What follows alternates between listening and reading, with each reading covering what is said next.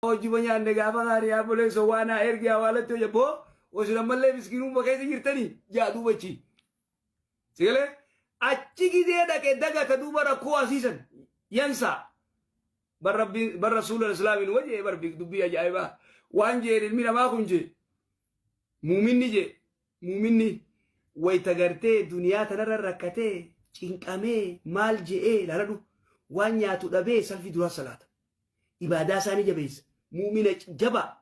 immo rakko namni kasa rakkate jiru duniya tarratti akkar rakkate immo salata sa qur'ana sa ibada sa number 1 khair rabbi subhanahu wa ta'ala jannata isanak mal goda rabbi subhanahu wa ta'ala fuudeti jannata khaysa kasin naqe cuupe jannata khaysa naqe khaysa gabbase ya gabri chakhi ya takka duniya rakko agarte jan والله يا ربي أنت كارا كون نجرن ركوما وان جاو نجرن جنة أركها جنة أرجعيسي دبرة قرتي ببريدا خيسي حور لين دبرة أدي قرتي أبو ليسو ببريدا خن أركي منا بريدا خن بقى منا قرتي ورخي جاو نجرن منا ورما ريدا سنتي باتا جان إن بايني تاي خارجي شو متى إبرة سنتي باتا منا ما سنتي باي جرو سنتي باتو akkasit duuba gizee gartee jannata cuuphee baase maal jaan rabbi subhanahu wa ta'ala yaa gabri chakhiyaati duniyaa irratti akka agartee rakkoo agartee jaan barabbar gurbaabar eega dhalateerraa hanga duutti rakkuma arge takkaa rakkoo agartee yaa rabbi an takkaa rakkoon agarre jaan maaltu dagachiise jannata agartee ni'imaa jannataa urgaasanii fi bareedinaa dagachiise kootugaa kaafira fidi kaafira duniyaa tanarra bashannanee manni inni jaarratu mana gartee doolaara miliyoona 500 doolaara biliyoona 2 doolaara biliyoona takkatti mana sagaraan isaa dahaba soofaan isaa dahaba sanaan isaa dahaba ni jira baramma ni jira barnu manjiru amma kun ola biliyoona roota laalati mana akkaan qaalii gartee laaliti gogilseen ilaal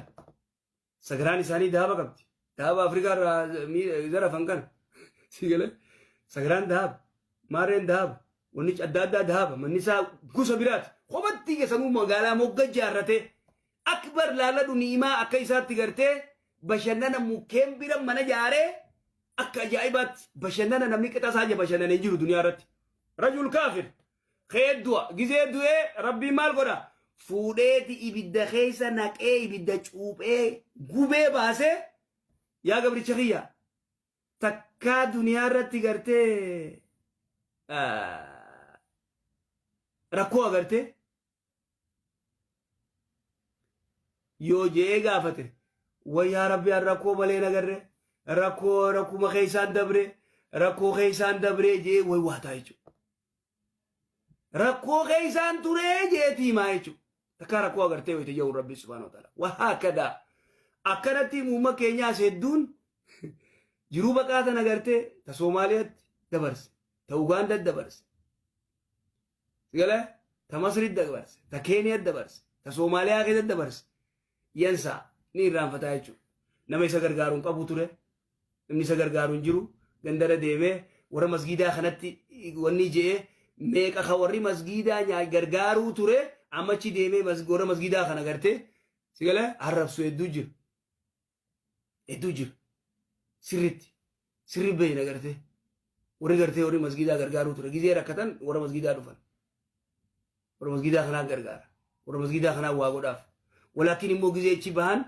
nam tokkon beekan salaatan beekan waa takkan beekan gizee waa fudhachuu dhufan qofa salaatan ummata ajaa'ibaati tanaaf duuba gartee waan jee ayyun naasi ashaddu